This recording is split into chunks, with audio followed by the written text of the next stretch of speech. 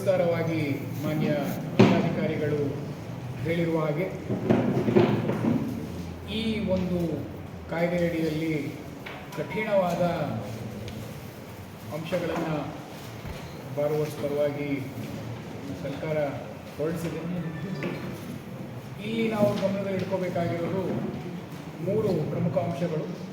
ಮೊದಲನೇದಾಗಿ any complaint ಯಾವುದೇ ನಮಗೆ ಬಂದರೂ ಇಮಿಡಿಯೇಟಾಗಿ ನಾವು FIR ಮಾಡ್ಕೊಳ್ಳೋ ಒಂದು ಪವರ್ಸನ್ನು ನಮಗೆ ಈ ಕಾಯ್ದೆ ಕೊಟ್ಟಿದೆ.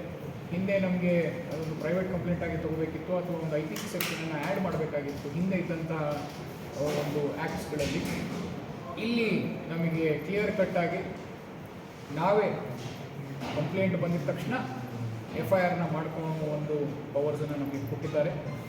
ಇದರ ಜೊತೆಗೆ ಸಪೋಸ್ FIR ಕಂಪ್ಲೇಂಟ್ ಬಂದು ಕೊಟ್ಟಿಲ್ಲ ಅಂದರೆ ನಮ್ಮ ಗಮನಕ್ಕೆ ಅಥವಾ ಜಿಲ್ಲಾಧಿಕಾರಿಗಳ ಗಮನಕ್ಕೆ ಅಥವಾ ನಮ್ಮ ಕಮಿಟಿ ಗಮನಕ್ಕೆ ಯಾವುದಾದ್ರೂ ಒಂದು ಇಶ್ಯೂ ಬಂದಾಗ ಸ್ವಮೋಟೋವಾಗಿಯೂ ನಾವು ಒಂದು ಪ್ರಕರಣವನ್ನು ದಾಖಲೆ ಮಾಡ್ಕೋಬೋದು ಅನ್ನೋದನ್ನು ಕೂಡ ಸ್ಪಷ್ಟವಾಗಿ ಈ ಕಾಯ್ದೆಯಲ್ಲಿ ಅವರು ಮುದ್ರಣೆ ಮಾಡಿದ್ದಾರೆ.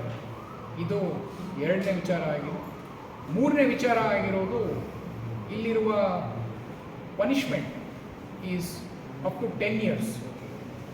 10 ವರ್ಷ ಇರುವುದರಿಂದ immediately they will be sent to judicial custody. ಯಾರೇ ಈ ಒಂದು ಕಾಯ್ದೆ ಅಡಿಯಲ್ಲಿ ಅವ್ರ ಮೇಲೆ FIR ಆದರೆ ಅವರಿಗೆ ಇಮಿಡಿಯೇಟ್ಲಿ ನಾವು ಅರೆಸ್ಟ್ ಮಾಡಿ ಅವ್ರನ್ನ ನಾವು ಜುಡಿಷಿಯಲ್ ಕಸ್ಟಡಿಗೆ ಕಳಿಸುವಂತಹ ಎಲ್ಲ ಒಂದು ಪರಿಕರಗಳನ್ನು ನಮಗೆ ಈ ಕಾಯ್ದೆಯಲ್ಲಿ ನೀಡಿದ್ದಾರೆ. ಅದನ್ನು ನಾವೆಲ್ಲರೂ ಕೂಡ judiciously we are going to follow it up from our district administration and police side. ಇದರ ಜೊತೆಗೆ ಯಾರಾದರೂ ಸುಳ್ಳು ಕಂಪ್ಲೇಂಟನ್ನು ಕೊಟ್ಟರು ಅವ್ರ ಮೇಲೂ ಕೂಡ ನಾವು ಕೇಸನ್ನು ಫೈಲ್ ಮಾಡಿ ಅವ್ರ ಮೇಲೂ ಕೂಡ ನಾವು ಆ್ಯಕ್ಷನ್ ತಗೊಳ್ಳೋ ಒಂದು ನೀತಿಯನ್ನು ಕೂಡ ನಮಗೆ ನೀಡಿದ್ದಾರೆ.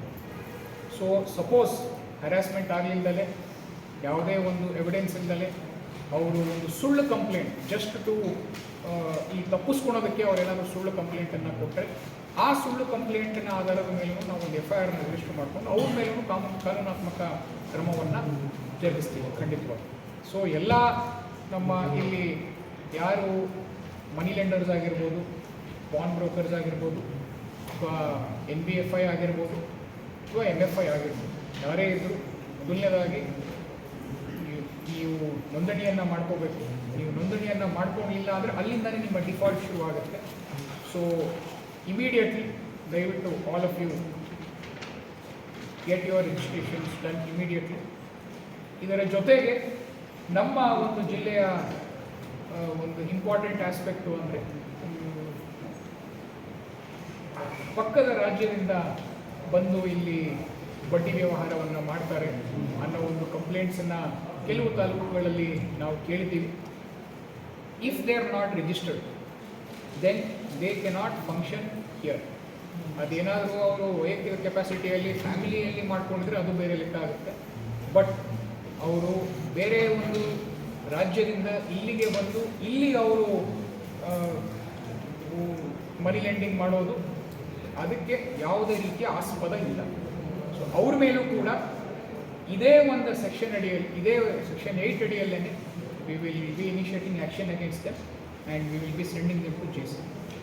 ಸೊ ಈ ಹಲವಾರು ವಿಚಾರಗಳನ್ನು ನೀವೆಲ್ಲರೂ ಗಮನಕ್ಕೆ ತರ್ತಾ ಆ್ಯಂಡ್ ಯಾರು ಈ ಮನಿ ಲೆಂಡರ್ಸ್ ಇದ್ದಾರೆ ಅವರು ಕೂಡ ಒಂದು ಸ್ಟ್ರಿಕ್ಟ್ ವಾರ್ನಿಂಗನ್ನು ಜಿಲ್ಲಾಡಳಿತ ವತಿಯಿಂದ ಹಾಗೂ ಪೊಲೀಸ್ ವತಿಯಿಂದ ನಾವು ನೀಡ್ತಾ ಇದ್ದೀವಿ.